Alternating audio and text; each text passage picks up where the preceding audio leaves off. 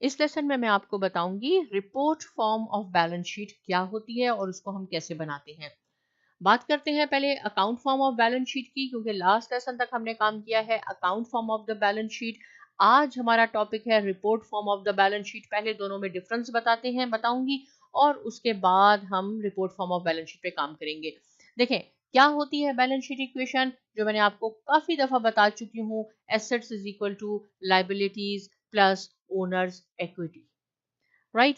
देखिए एसेट्स आपके कहाँ है, एसेट्स आपके लेफ्ट हैंड साइड पे है इक्वेशन पे, जबकि लाइबिलिटीज और ओनर्स इक्विटी आपके राइट हैंड साइड पे है इक्वेशन के। तो यहाँ क्या होता है कि एसेट्स जितने भी आपके पास एसेट्स होंगे, टोटल एसेट्स यानी करंट और फिक्स एसेट्स का टोटल, वो इक्वल होना चाहिए लायबिलिटीज और ओनर्स इक्विटी के। तो लेफ्ट हैंड साइड पे आपने सारे एसेट्स लिखने होते हैं और एसेट्स कैश से स्टार्ट होगा। कैश लिखेंगे, अकाउंट रिसीवेबल लिखेंगे, उसके बाद हम मर्चेंडाइज इन्वेंटोरी लिखेंगे, प्रीपेड, जो भी हमारे पास सारे एसेट्स हैं वो यहाँ लिखेंगे और उसका टोटल कर लेंगे। जबकि राइट हैंड साइड पे हम लाइबिलिटीज लिखेंगे, अकाउंट्स पेएबल से स्टार्ट करेंगे, बॉन्ड्स पेएबल, मॉर्गेज पेएबल, और फिर ओनर्स इक्विटी का पोर्शन बनाएंगे और उसका टोटल करेंगे। लेकिन ये एक सीक्वेंस में लिखना होता है, ये नहीं है कि ओनर्स इक्विटी आप पहले लिख रहे हैं और लाइबिलिटीज बाद में लिख रहे हैं, नहीं। पहले लाइबिलिटीज लिखेंगे फिर ओनर्स इक्विटी लिखेंगे। उन दोनों का जब आप टोटल करेंगे तो आपका लेफ्ट हैंड साइड में जो एसेट्स हैं उसके इक्वल आना चाहिए। यही आपकी बैलेंस शीट इक्वेशन होती है और इस इक्वेशन को हम account form of the balance sheet कहते हैं। यही मैंने इसकी डेफिनेशन यहाँ लिखी है, account form of the balance sheet list the assets on the left side and liabilities and owners equity on the right hand side. Left side क्या है, left side of the equation, और right side क्या है, ये right side of the equation. आपने एक side पे सारे एसेट्स लिखने हैं, दूसरे पे लाइबिलिटीज लिखनी है, ये account form of balance sheet है। यही मैंने यहाँ लिखी है equation, assets is equal to liabilities plus owners equity. काफी दफा पहले हम डिस्कस कर चुके हैं, सिर्फ रिकैप करने के लिए मैंने आपको दोबारा समझाया। टॉपिक है हमारा report form of balance sheet. इसमें क्या होगा, इसमें ऐसे नहीं होगा कि एक साइड पे आप एसेट्स लिख रहे हैं और दूसरी साइड पे आप लाइबिलिटीज और ओनर्स इक्विटी, सारे आपने एक लाइन में लिखने हैं। पहले आपने ये सारे एसेट्स लिखने होंगे, उसके बाद आपने लाइबिलिटीज यहाँ लिखनी होगी एक लाइन पे, और उस सारी लाइबिलिटीज के बाद ओनर्स इक्विटी लिखनी होगी। वर्टिकली सारे लिखने होंगे। The report form of the balance sheet list the assets liabilities and owners equity vertically. यही मैंने इसकी डेफिनेशन यहाँ लिखी है। ये इन दोनों में फर्क है। अगर कोई पूछे क्या फर्क है account form of balance sheet और रिपोर्ट फॉर्म में, रिपोर्ट फॉर्म में सारे अकाउंट्स आपने वर्टिकली एक लाइन में लिखने होते हैं, जबकि हमने अकाउंट फॉर्म में लेफ्ट साइड पे एसेट्स लिखने होंगे, राइट साइड पे लाइबिलिटीज और ओनर्स इक्विटी लिखनी होगी, जो हम पहले वाले लेसन में डिस्कस कर चुके हैं, राइट। अब हम इस पे बात कर लेते हैं कि ये हम बनाएंगे कैसे। तो सबसे पहले हमने लिखना होता है कंपनी का नाम, फिर हम लिखते हैं हम क्या चीज बना रहे हैं और कब बना रहे हैं। इसको हम कहते हैं 3Ws। 3Ws आपने लिखना नहीं है, ऐसे लिखना है, आपको समझाने के लिए मैं कह रही हूँ। और इसको क्यों कहते हैं 3Ws, क्योंकि सबसे पहले हम यहाँ लिखते हैं, पहला W होता है हु, यानी जिसका बिजनेस है, क्या बिजनेस है वो यहाँ लिखना है। यहाँ मैंने XYZ कंपनी लिख दी है, राइट। आप कुछ भी लिख सकते हैं, जैसे मैंने यहाँ एक फातिमा का नाम यूज किया है, तो आप यहाँ पे फातिमा इंक या जो भी लिखना हो आपको वहां पे लिखेंगे। Balance sheet, right. उसके बाद ये होता है व्हाट, कि ये क्या है, और तीसरा W होता है व्हेन, आप कब बना रहे हैं, इसलिए इसको 3Ws कहते हैं। ये कंपल्सरी है कि आपने ये लिखना होता है, जो भी बनाएंगे आप, income statement, balance sheet, trial balance, ये 3Ws आपने टॉप पे लिखने होते हैं। उसके बाद देखें एसेट्स लिखा, कि सारे एसेट्स मैंने यहाँ तक लिखे, फिर टोटल एसेट्स लिखा, फिर लाइबिलिटीज एंड ओनर्स इक्विटी के पार्ट में पहले लाइबिलिटीज लिखने हैं अकाउंट, उसके बाद टोटल करनी है लाइबिलिटीज को, और फिर ओनर्स इक्विटी का हमने यहाँ बनाएंगे। इसके लिए रिपोर्ट फॉर्म, ये है report form of the balance sheet. इसके लिए आपने 3 कॉलम बनाने होते हैं, राइट। सबसे ज्यादा काम किस में होगा, सेकंड कॉलम में होगा। सेकंड कॉलम में हम क्या करते हैं, जैसे कैश है, रिसीवेबल है, ऑफिस सप्लाईज है, इन सब के आपने अमाउंट्स यहाँ लिखनी है। और जब टोटल एसेट, ये सारे एसेट्स हो गए, तो आखिर में आपने सिंगल लाइन लगानी है, राइट। और टोटल टोटल इन सब का टोटल करके आपने थर्ड कॉलम पे लिखना होगा। तो देखिए, और जो आपने कंप्लीट कर लिया उसके बाद आपने डबल लाइन लगानी है, और डबल लाइन का मीनिंग है कि इसके बाद हम कुछ नहीं लिख सकते हैं, एसेट खत्म हो गए हमारे, कंप्लीट हो गया। अब हम लाइबिलिटीज, और देखिए ये मैंने रेड इसलिए लिखा है सिर्फ आपको समझाने के लिए, ये कोई रूल नहीं है कि आपने इसको डिफरेंट इंक से लिखना है या रेड लिखना है या ब्लू लिखना है, आप इसको बोल्ड करके लिख सकते हैं, लेकिन अगर रेड भी लिख लिया तो गलत नहीं होगा, लेकिन यहाँ मैंने समझाने के लिए आपको लिखा है। फिर लाइबिलिटीज एंड ओनर्स इक्विटी में पहले लाइबिलिटीज का सेक्शन है, तीन अकाउंट है हमारे पास, 3 लिखिए, आपके पास 4 हो 5 हो जितने भी हैं वो आपने लिखने हैं। सेकंड कॉलम में इन सब का टोटल करना है, और टोटल लाइबिलिटीज का आपने थर्ड कॉलम में एसेट्स के टोटल के नीचे लिखना है। यहाँ डबल लाइन नहीं लगानी।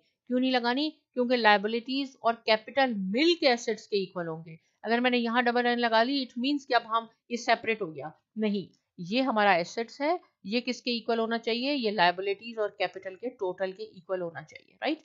अच्छा, ये हो गई। अब हम ओनर्स इक्विटी की बात करते हैं, और ओनर्स इक्विटी का पोर्शन मैंने आपको लास्ट लेसन में सिखाया था हम कैसे बनाते हैं, यहाँ मैं दोबारा बताती हूँ। इनिशियल कैपिटल जो बिजनेस स्टार्ट किया था वो 70,000 था। उसके बाद अगर आपको प्रॉफिट हुआ है अपने बिजनेस में तो आप यहाँ लिखेंगे add net income for September.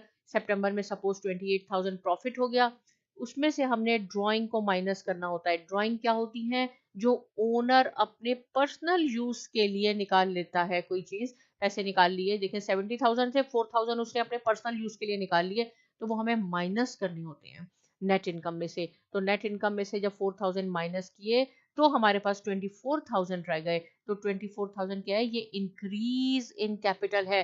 Capital start किया था हमने बिजनेस 70,000 से, महीने के आखिर में जो भी ट्रांजैक्शन हुए, खरीदो फरोख्त हुई, उसके बाद हमें 24,000 हमारा कैपिटल इंक्रीज हो गया, तो वो 94,000 हो गया। अब लाइबिलिटीज को और कैपिटल को ऐड कर लें तो ये हमारा एसेट्स के इक्वल होना चाहिए, जो कि इक्वल हो गया है। इट मींस कि assets is equal to liabilities plus capital, लेकिन ये रिपोर्ट फॉर्म की सूरत में है।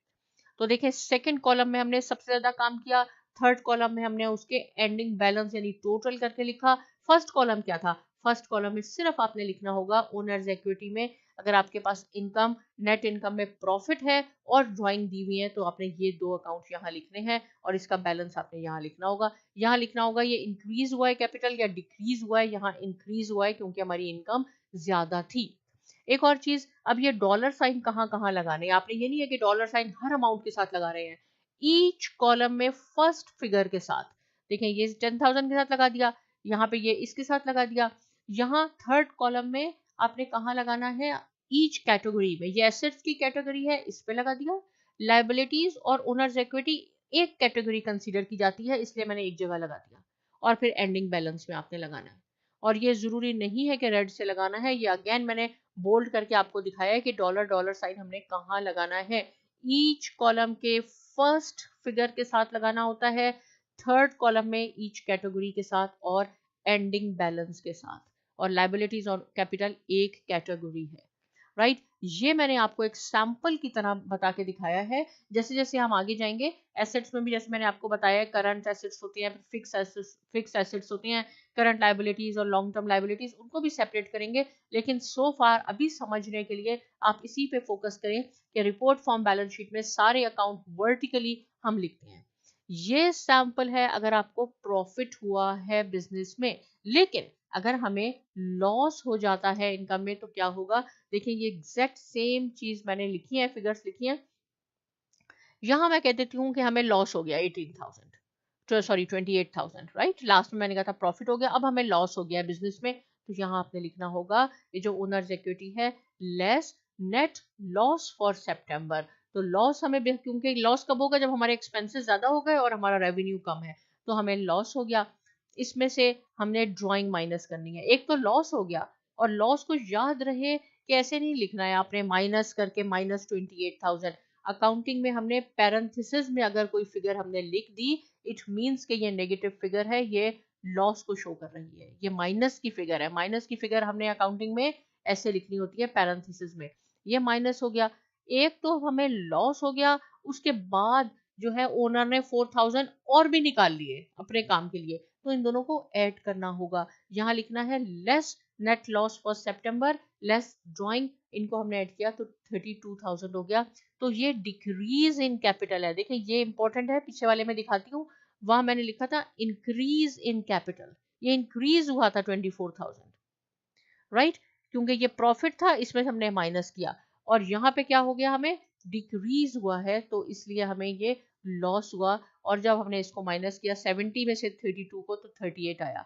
फिर आप इन दोनों को ऐड कर लें, ये लाइबिलिटीज है, कैपिटल है, इसका टोटल आना चाहिए इसके इक्वल, तो इट मींस ये हमारी रिपोर्ट फॉर्म बैलेंस शीट तैयार हो गई है। इसमें सारे अकाउंट्स वर्टिकली लिखे हुए हैं। याद रहे कि हमेशा एसेट्स पहले लिख रहे हैं, कभी नहीं करना कि लाइबिलिटीज पहले लिख रहे हैं ओनर्स इक्विटी आगे पीछे नहीं, इसका एक सीक्वेंस होता है। जैसे जैसे हम आगे जाएंगे वो सीक्वेंस भी मैं आपको बताऊंगी, शुरू से स्टार्ट करेंगे। पहले सिर्फ ये कॉन्सेप्ट समझा रही हूँ मैं आपको, ताकि आपको आइडिया हो जाए कि बैलेंस शीट क्या होती है, इनकम स्टेटमेंट क्या होती है। उसके बाद हम ट्रांजैक्शन से आगे बढ़ेंगे स्टेप बाय स्टेप। ये जो आगे ओनर्स इक्विटी है, ये वाला पोर्शन जो मैंने यहाँ लिखा है, पहले भी डिस्कस कर चुके हैं, लेकिन मैं दोबारा ये आपको समझाने के लिए, रिकैप करने के लिए मैंने यहाँ आपके लिए ये बनाया है कि ओनर्स इक्विटी, ये एग्जांपल है कि फातिमा का बिगनिंग में कैपिटल सपोज 30,000 से आपने कोई बिजनेस स्टार्ट किया और आपको 5,000 प्रॉफिट हो गया सितंबर में, लेकिन इस 30,000 में से आपने 1,000 अपने पर्सनल यूज के लिए भी निकाल लिया, तो इस इनकम जो हुई है, आपको प्रॉफिट हुआ है, उसमें से 1,000 माइनस कर दें, तो ये आपके पास 4,000 रह जाएगा। ये इंक्रीज इन कैपिटल है, यानी आपने शुरू किया था बिजनेस 30,000 से, एट द एंड आपके पास 34,000 हो गए। प्रॉफिट कब होगा, कब आपके पास कैपिटल इंक्रीज होगा, जब आपकी नेट इनकम ज्यादा होगी ड्राइंग की निस्बत। देखिए, capital increases when withdrawals are less than net income, ये इससे ज्यादा होगा, अदरवाइज ये डिक्रीज हो जाएगा। एक और एग्जांपल देखिए मैंने यहाँ बनाई है आपके लिए, कैपिटल डिक्रीज हो रहा है यहाँ पे when there is a loss. एक तो लॉस हो गया बिजनेस में और ओनर ने विड्रॉ भी कर लिया, तो आपने ऐसे लिखना होगा, less loss for September 2000। Suppose loss हो गया, 30,000 से बिजनेस स्टार्ट किया, 2,000 का लॉस हो गया, 1,000 वैसे ही निकाल लिया ओनर ने, तो क्या हुआ 3,000, ये डिक्रीज इन कैपिटल है। ये ओनर्स इक्विटी का पोर्शन आपको अच्छी तरह बनाना आना चाहिए। यही पोर्शन फिर बैलेंस शीट के एंड में इस तरह बनाते हैं कि हमने ओपनिंग लिखना होता है कैपिटल, जितनी भी नेट इनकम हुई वो लिखते हैं, उसमें से ड्राइंग हमें प्लस सॉरी माइनस कर लें जितनी निकाल ली, और ये डिक्रीज हुआ। देखें 30 से स्टार्ट हुआ, ये डिक्रीज, जब यहाँ आप लिखेंगे डिक्रीज इन कैपिटल, तो इसमें से इसको ये माइनस करना है, एंडिंग 27 हो गया। और कब होगा डिक्रीज, जब हमें लॉस होगा और विड्रॉ भी कर लिया। अगर सिर्फ लॉस होगा तो भी ये हमारा डिक्रीज ही होगा हमारे पास, और यहाँ पे क्या था हमारे पास, यहाँ पे इंक्रीज हो रहा था। तो देखें यही पोर्शन जो होता है, ये हमें यहाँ बैलेंस शीट में यहाँ पे बनाना होता है ओनर्स इक्विटी में। तो आपको ये मालूम होना चाहिए कि कैसे हो। कभी कभी एग्जाम में सिर्फ ये पोर्शन आ जाता है कि ये बनाए, ओपनिंग बैलेंस दिया होगा, नेट इनकम दी होगी, कोई भी एक चीज मिसिंग होगी, तो आपको वो बनानी होगी। एटलीस्ट आपको इससे आइडिया हो जाएगा। आप एक दो दफा इसको अच्छी तरह सुन लें, समझ लें। कोई ऐसा क्वेश्चन है जो आपको नहीं समझ में आया, वो आप पूछ सकते हैं। साइमा एकेडमी को सब्सक्राइब कीजिए, और बहुत शुक्रिया।